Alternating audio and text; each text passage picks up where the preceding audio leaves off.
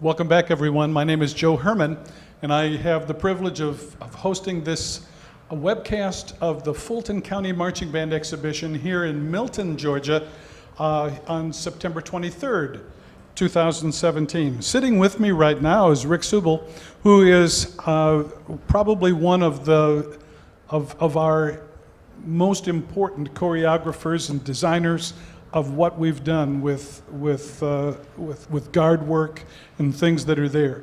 He's been the director of the Paramount organization here in Atlanta since its inception in 2011? 2010, and this is a world championship organization that Rick has been in touch with. He's also been involved heavily in what things are going on with Georgia State University and their guard for quite some time as well. I think that what Rick brings to us is the fact that he was a hornline member, okay, with the cadets. That was decent. And that was quite a while ago, right? It was a while ago, yeah. But the fact of the matter is that we've found that his involvement and his interest in color guard, choreography, pageantry is something that has gone unbroken.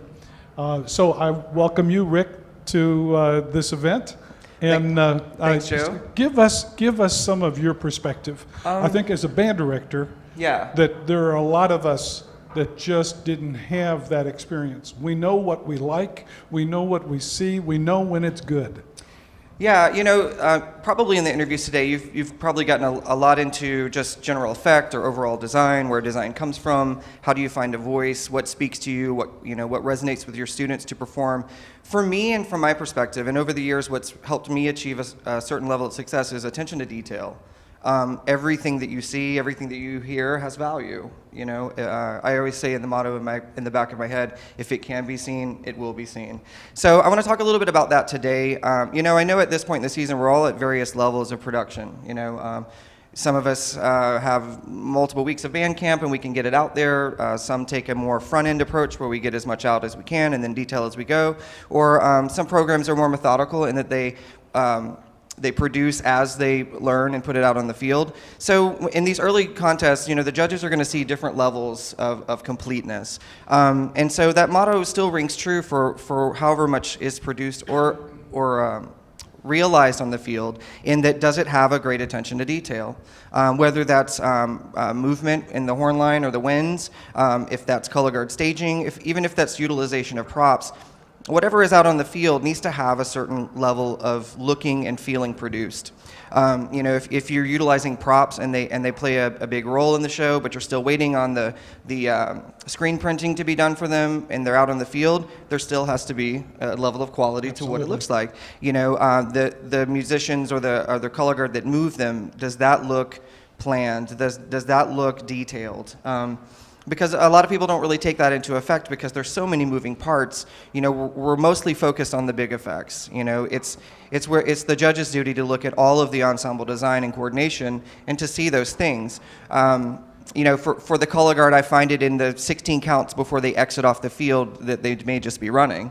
There could be a stylized way of exiting the field that isn't really taken into account early on. Or coming to the front sideline and there aren't the scrims on the front sideline. You still see those performers on the front sideline that may be, you know, adjusting their equipment or moving around, and that seems undetailed. So, you know, a more discerning judge is going to look deeper within the program, and they're going to find those things just to point out that they have just as much importance as the large prop effects or the large fabric effects that we all may be focused on in the show. Again, you know, in various levels of production, there's the timeline that everybody's operating on. You know, you're still learning show while you're performing show. And so, you know, when you think about moving forward and then even taking feedback from the contest that you go to, the October portion of the season, for me, I think of it in terms of an impact chart, high impact, low impact chart. You know, there are some things that you're going to hear from judges that could make a huge difference in your show, and they may take low impact. It may take one rehearsal to make those adjustments. There are some things that you may hear that are high effort. You know, you may have to change the set of flags that aren't necessarily supporting the design, or you may have to restage a moment that looks cluttered or confused, and that's going to take a lot of time within rehearsal. So the directors have to evaluate, you know, the effort, the high effort or low effort of whatever those changes are going to be, whatever those amendments are going to be to the show, and still how do we get it done? You know, there's a lot of juggling of time there, and I think that the more thought that can be put into that to eliminate any waste of time towards the end of the season is imperative for success in the month of October.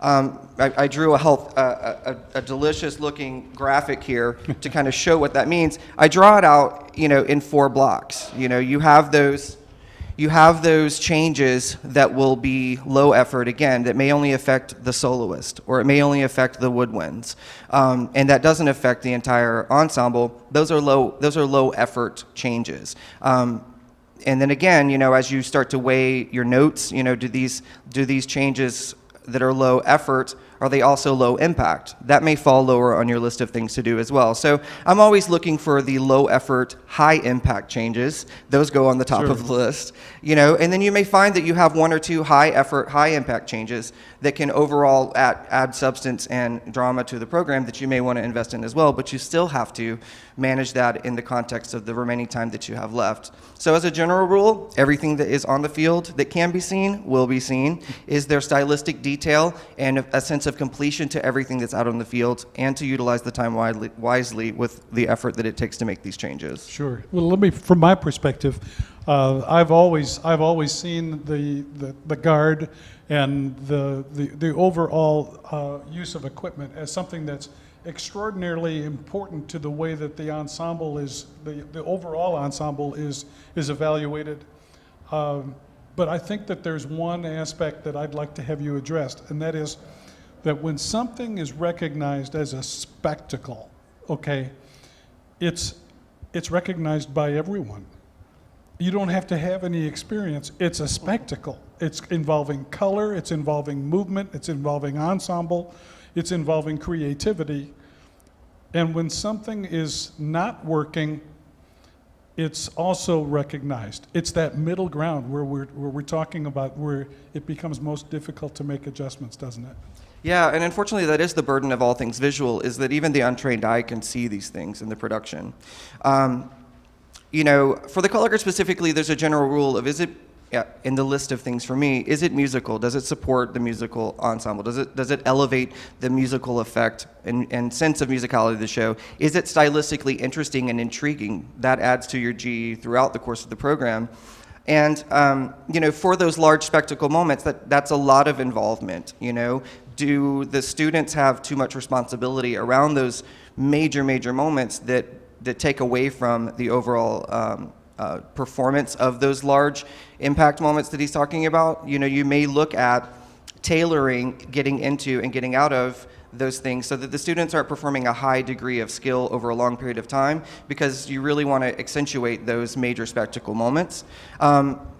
And you know, especially for a high school age student, you know, they can only handle a certain amount of stress over the course of a 10-minute production. So it's also planning wisely about what's being seen. A lot of times you may find that you can share the responsibility of the musicality with the staging of how the color guard is presented. Maybe the flags can take a stylistically simpler approach, while the weapons are down front holding the spectacle focus with the woodwind ensemble. So you pick and choose your battles that way so that the responsibility isn't. How very valuable that is. And you know, we do the same thing with music and marching as well. That if the music is terribly difficult, then the marching has to be easy. Absolutely. Or, you know, and if the marching is difficult, then maybe half notes and whole notes would be better. And so we have to tailor that all. I'm so glad to hear you say that and to draw the conclusion about the choreography and the overall presentation that we're getting from the guard and from those very important parts of what we're doing. But you mentioned how it's so important that we draw that parallel with music, that's so very important and so very real in terms of the way that we look at the whole package that we're trying to create. Absolutely. You know, and in the overall showmanship qualities, I've seen groups wow me with just how they come to the sideline to change their equipment. There's a professionalism about the students. Right. There's a quality about, even in that smallest detail, that's where you can start to differentiate the levels of performance as you're adjudicating a program. Well, ladies and gentlemen, this is an absolute professional with just unbelievable documents that are attributed to his career. What he's done with WGI, what he's done with DCI, what he's done in this activity is so very important to what we've heard. And today he gave us some insight into that whole thing for us. We're glad that you were with us, Rick. Thank you for being a part of this. Absolutely. Ladies and gentlemen, we'll be back in just a moment.